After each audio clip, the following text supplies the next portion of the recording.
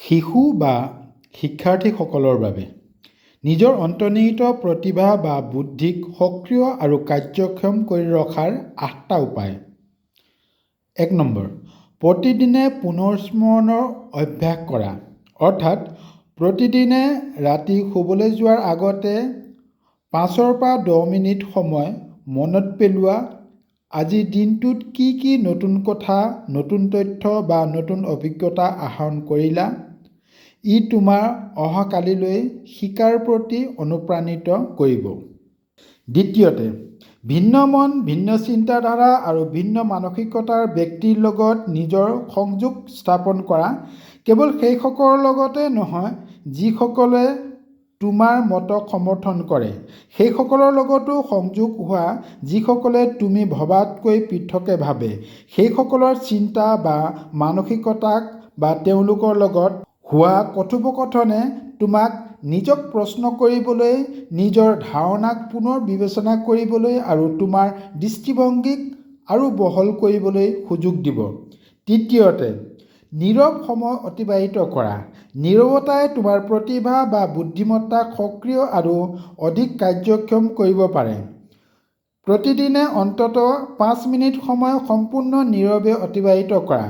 তোমাৰ প্ৰতিটো চিন্তা, তোমাৰ ধাৰণা, তোমাৰ ভাৱধাৰা খন্তেক জীয়াবলৈ দিয়া। যেতিয়া তুমি নীৰৱে থাকিবা, তেতিয়া তোমাৰ মগজুৱে নতুন ধাৰণা, নতুন বিষয়বস্তু বা নতুন সমস্যাৰ লগত সংযোগ স্থাপন কৰিবলৈ সুযোগ পাব আৰু সেই সক্ৰিয়তাই তোমাৰ যিকোনো প্ৰত্যাহ্বান বা সমস্যাক সমাধান কৰাত সক্ৰিয় ভূমিকা ল'ব পাৰিব। চতুৰ্থতে, পূৰ্ব অভিজ্ঞতালৈ এবাৰ ঘূৰি চোৱা বা আগতে লাভ কৰা অভিজ্ঞতাৰ বিষয়ে এবাৰ চিন্তা কৰা বা মনত পেলোৱা। আগতে লাভ কৰা অভিজ্ঞতা, কৃতিত্ব বা ভাল ফলাফল বা বহু কষ্ট বা ত্যাগৰ শেষৰ পৰিণতি, তাৰ পৰা জীৱন পুনৰ আৰম্ভ কৰিবলৈ কৰা চেষ্টা। এই বিষয়বস্তুসমূহে তোমাৰ মনক এক মানচিত্ৰ দিব আৰু তোমাৰ কৰ্ম আৰু যুক্তিযুক্ততা দিব। তোমাৰ চিন্তাধাৰা চোকা কৰিব আৰু অধিক উৎসাহেৰে তোমাক আগুৱাই যোৱাত ই সহায় কৰিব। পঞ্চমতে, শিকা আৰু শিকোৱা। যেতিয়া তুমি কিবা এটা নতুন জ্ঞান বা অভিজ্ঞতা লাভ কৰা বা নতুন কথা শিকা, সেই কথা তুমি আন কাৰোবাক শিকাবলৈ চেষ্টা কৰা। একাধিক ব্যক্তিৰ লগত বা সমনীয়াৰ লগত সেই কথা আলোচনা কৰা বা শিকোৱা। যেতিয়া তুমি শিকাব যাবা, তেতিয়া তোমাৰ শিক্ষণ বা শিকা কাৰ্য অধিক স্পষ্ট হ'ব, তোমাৰ অভিজ্ঞতা অধিক দৃঢ় আৰু মজবুত হ'ব, দীৰ্ঘস্থায়ী হৈ মনত ৰৈ যাব। কিয়নো শিকা কথা যেতিয়া তুমি শিকাব যাবা, তেতিয়া তাক তুমি সহজ সৰল ভাষাত বৰ্ণনা কৰিব লাগিব। যেতিয়া কোনো জটিল বিষয়ে তুমি সহজ সৰল ভাষাত বা সহজ সৰলভাৱে বৰ্ণনা কৰিব পৰা হৈছা, তেতিয়া জানিবা তুমি সেই বিষয়বস্তু সম্পূৰ্ণ তোমাৰ আয়ত্ব কৰিবলৈ বা তোমাৰ আয়ত্তৰ অধীনলৈ আহিছে। ষষ্ঠত, মনৰ পুষ্টি বা মনৰ বাবে খাদ্য প্ৰস্তুত কৰা। আমি যেনেকৈ দৈহিকভাৱে সুস্থ থাকিবলৈ পুষ্টিকৰ খাদ্য খাওঁ, ঠিক সেইদৰে তোমাৰ মনটোক প্ৰতিদিনে একোটা প্ৰত্যাহ্বানমূলক প্ৰশ্ন কৰিবলৈ দিয়া। ইয়াৰ অৰ্থ হ'ল প্ৰশ্ন কৰা, জটিল বিষয় এটা বুজিবলৈ চেষ্টা কৰা। তুমি ভবা আৰু আনে ভবা কথাবোৰ তুমি যুক্তিৰে বিশ্লেষণ কৰা। কি, কিয় আৰু কেনেকৈ তাৰ উত্তৰ উলিয়াবলৈ চেষ্টা কৰা। ই তোমাৰ মগজুক অধিক সক্ৰিয় আৰু চোকা কৰি ৰাখিব পাৰিব। সপ্তমত, কৌতূহলী মনোভাৱ বা কৌতূহলপূৰ্ণতা বা কৌতূহলী পেশীক সক্ৰিয় কৰা।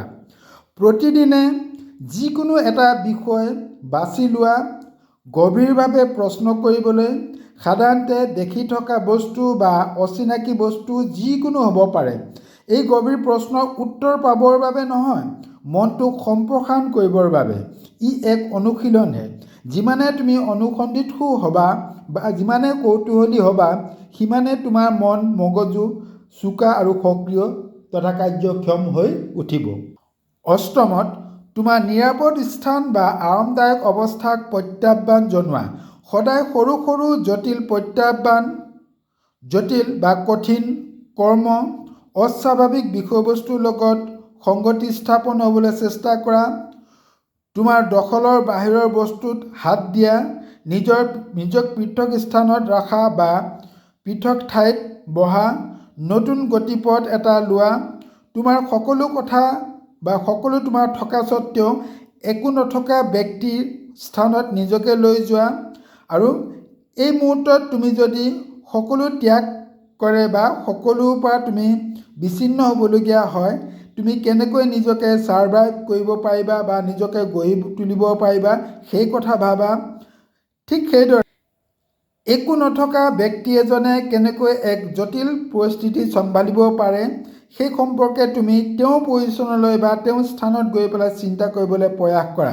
এই ধৰণৰ সৰু সৰু প্ৰত্যাহ্বানমূলক চিন্তাই তোমাৰ মগজুক জটিল পৰিস্থিতি কেনেকৈ চম্ভালিব পাৰি সেই ক্ষমতা প্ৰদান কৰিব।